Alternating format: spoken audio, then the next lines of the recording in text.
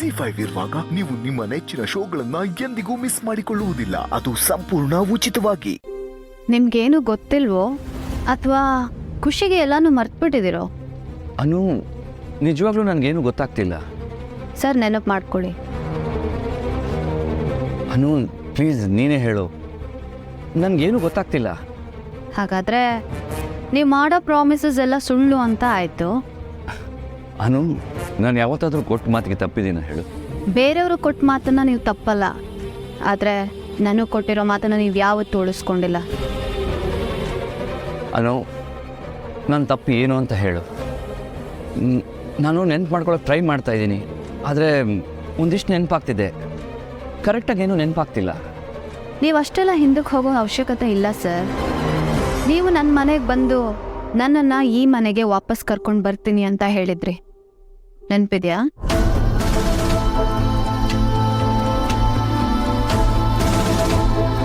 Sorry Anu, I am really sorry. ನಾನು ಅದನ್ನು ಬೇಕು ಅಂತ ಮರೀಲಿಲ್ಲ. ಅಲ್ಲಿ ಏನೇನೋ ಆಗೋಯ್ತು. ನಿಮಗೆ ಬರೋದಕ್ಕಾಗಲಿಲ್ಲ ಸರಿ, ಅಟ್ಲೀಸ್ಟ್ ಕಾಲ್ ಅಥವಾ ಮೆಸೇಜ್ ಆದರೂ ಮಾಡಿ ತಿಳಿಸ್ಬೋದಿತ್ತಲ್ಲ ಸರ್. ನಾನು ನಿಮಗೋಸ್ಕರ ಎಷ್ಟು ಕಾಯ್ತಿದ್ದೆ ಗೊತ್ತಾ? ಅಪ್ಪ ಅಮ್ಮನೂ ತುಂಬ ಬೇಜಾರು ಮಾಡಿಕೊಂಡ್ರು. ಹೋಗ್ಲಿ, ನೀವು ಇಲ್ಲಿಗೆ ಬಂದು ನನ್ನ ನೋಡಿದ್ಮೇಲಾದರೂ ನಾನು ಬ್ಯುಸಿ ಇದೆ ಅನು, ಬರೋದಕ್ಕಾಗಲ್ಲ ಅಂತ ಹೇಳ್ಬೋದಿತ್ತಲ್ವಾ? ಅನು, ಅದು ಯಾವುದನ್ನು ನಾನು ಬೇಕಂತ ಮಾಡಿಲ್ಲ ಸರ್. ಅನು ಕಾಯೋದು ನಿಮ್ಗೇನು ಅನ್ಸಲ್ಲ ಅಲ್ಲ ಸರ್? ಅದು ಹೋಗ್ಲಿ ಬಿಡಿ. ನೀವು ಇಲ್ಲಿಗೆ ಬಂದು ಎಷ್ಟೊತ್ತಾಯ್ತು, ಎಷ್ಟು ಆರಾಮಾಗಿದ್ದೀರಾ ನೋಡಿ. ಈ ಯೋಚನೆ, ಚಿಂತೆ, ಕಾಯೋದು ಇದೆಲ್ಲ ಬರೀ ಈ ಅನುಗ್ ಮಾತ್ರ. ಅನು ನಿಮಗೆ ಸಮಯಕ್ಕೆ ನೆನಪಾಗೋ ವಸ್ತು ಥರ ಅಲ್ವಾ? ಅನು, ನಾನು ಹಾಗೆ ಅನ್ಸಿಲ್ಲ. ನೀವೇನು ಹೇಳೋದು ಬೇಡ ಸರ್. ನಾನು ಯಾಕೆಷ್ಟು ಹಠ ಮಾಡ್ತಿದ್ದೀನಿ ಅಂತ ನಿಮ್ಗೆ ಅನ್ಸಿರ್ಬೋದು, ಆದರೆ ನನಗೆ ಬೇರೆ ದಾರಿ ಇಲ್ಲ ಸರ್. ನಿಮ್ಮನ್ನ ಬಿಟ್ಕೊಟ್ಟು ನನಗೆ ಸಾಕಾಗಿ ಹೋಗಿದೆ. ಇನ್ನು ಮುಂದೇನೋ ಹಾಗೆ ಮಾಡು ಅಂದರೆ ನನ್ನ ಕೈಲಿ ಆಗಲ್ಲ. ನಾವು ಮದುವೆ ಆದಾಗ ಅನ್ಕೊಂಡಿದ್ದೆ ಒಂದು, ಆದರೆ ಇಲ್ಲಿ ಆಗ್ತಿರೋದೇ ಒಂದು. ಮದುವೆಯಿಂದ ಇಲ್ಲಿ ತನಕ ಬರೀ ಹೀಗೆ ಸರ್. ಇನ್ನಾಗಲ್ಲ ಸರ್ ನನಗೆ. ಬರೀ ನಾನು ಮಾತ್ರ ನಿಮ್ಮನ್ನ ಅರ್ಥ ಮಾಡ್ಕೊಂಡ್ರೆ ಸಾಕ? ನಿಮಗೆ ನನ್ನನ್ನು ಅರ್ಥ ಮಾಡ್ಕೋಬೇಕು ಅಂತ ಯಾಕೆ ಅನ್ಸಲ್ಲ? ಅನು, ಸೀರಿಯಸ್ಲಿ ನಾನು ಮಧ್ಯಾಹ್ನ ಊಟಕ್ಕೆ ನಿಮ್ಮ ಮನೆಗೆ ಬರಬೇಕು ಅಂತಲೇ ಇದ್ದೆ, ಆದರೆ ಅಲ್ಲಿ ಏನೇನೋ ಆಗೋಯ್ತು. ಅನು, ಇನ್ಮೇಲೆ ಯಾವತ್ತೂ ಹೀಗಾಗಲ್ಲ. I am sorry. Please Anu, I am ಸಾರಿ.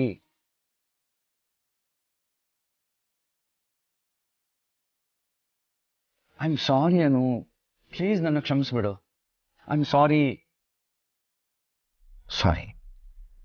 ಸರಿ, ಹೋಗ್ಲಿ ಬಿಡಿ. ನನಗೆ ನಿಮ್ಮ ಸಾರಿ ಬೇಡ.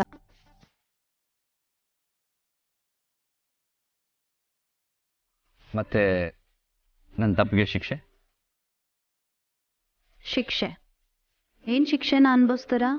ನೀನು ಏನು ಹೇಳಿದ್ರು ನಾನು ಖುಷಿಯಿಂದ ಮಾಡ್ತೀನಿ. ನೀನು ಇಷ್ಟು ಹರ್ಟ್ ಆಗಿದ್ಯಾ ಅಂದರೆ ನನ್ನಿಂದ ತುಂಬ ದೊಡ್ಡ ತಪ್ಪೇ ಆಗಿದೆ. ನೀನು ಧಾರಾಳವಾಗಿ ದೊಡ್ಡ ಶಿಕ್ಷೆನೇ ಕೊಡ್ಬೋದು ಅನು. ಸರಿ, ಹಾಗಿದ್ರೆ ಹಳೆ ಪಿಕ್ಚರ್ ಹೆಂಡತಿ ಥರ ದಿಂಬು ಚಾಪೆನ ಕೊಟ್ಟು ನಿಮ್ಮನ್ನ ರೂಮಿಂದ ಹೊರಗೆ ಹಾಕ್ಲಾ? ಅನು, ನಾನು ಹೀಗೆ ಈ ರೂಮಲ್ಲಿ ನಿನ್ನ ಜೊತೆ ನಿಂತು ಮಾತಾಡ್ತಿದ್ದೀನಿ ಅನ್ನೋದೇ ನನಗೆ ಆಶ್ಚರ್ಯ. ಆದರೆ ನಾವು ಮದುವೆ ಆಗಿ ರೂಮಲ್ಲಿ ಇದ್ವಿ ಅಂತ ನೀನು ಹೇಳೋದು ಕೇಳಿದ್ರೆ ನನಗೆ ಹಳೆದೆಲ್ಲ ನೆನಪಾಗ್ಬೋದು ಅಂದ್ಕೊಂಡಿದ್ದೆ.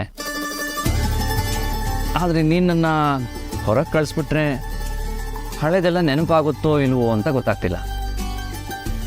ಹಾಗಾದ್ರೆ ನಾವು ಈ ರೂಮಲ್ಲಿದ್ದಿದ್ದು ನಿಮ್ಗೆ ಯಾವುದೂ ನೆನಪಿಲ್ಲ ಅಂತಂದ್ರೆ ಈಗ ನಾನು ನೀವು ಒಟ್ಟಿಗೆ ಇರೋದು ನಮ್ಮ ಮೊದಲನೇ ರಾತ್ರಿ ಆಗತ್ತಲ್ವಾ?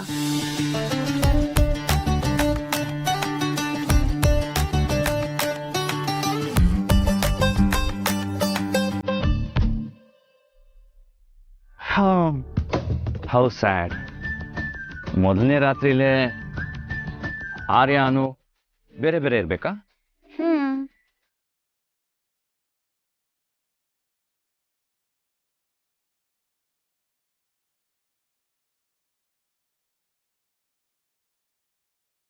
ಸರ್, ನಾನು ಹಾಗೆ ಹೇಳಲಿಲ್ಲ. ನೀನು ಹಾಗೆ ಹೇಳಿದ್ದು. ಅಲ್ಲ, ಮೊದಲನೇ ರಾತ್ರಿಲೇ ಯಾರಾದರೂ ಗಂಡನ್ನ ಹೊರಗೆ ಕಳಿಸ್ತಾರಾ? ಸರ್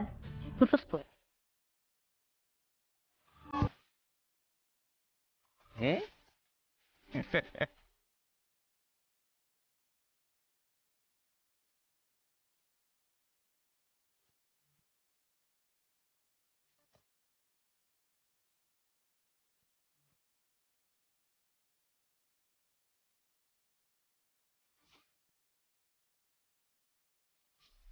ಅನು, ನೀನು ಕೋಪ ಮಾಡ್ಕೊಂಡಾಗ ನಕ್ಕಾಗ ಚೆನ್ನಾಗಿ ಕಾಣಿಸ್ತೀಯ ಅಂತ ಗೊತ್ತಿತ್ತು. ಆದರೆ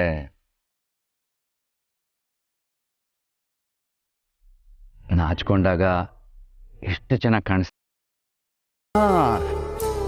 ಬೈದವೆ, ನಾನು ಆ ಕಡೆನಾ ಈ ಕಡೆನಾ? ಅಂದ್ರೆ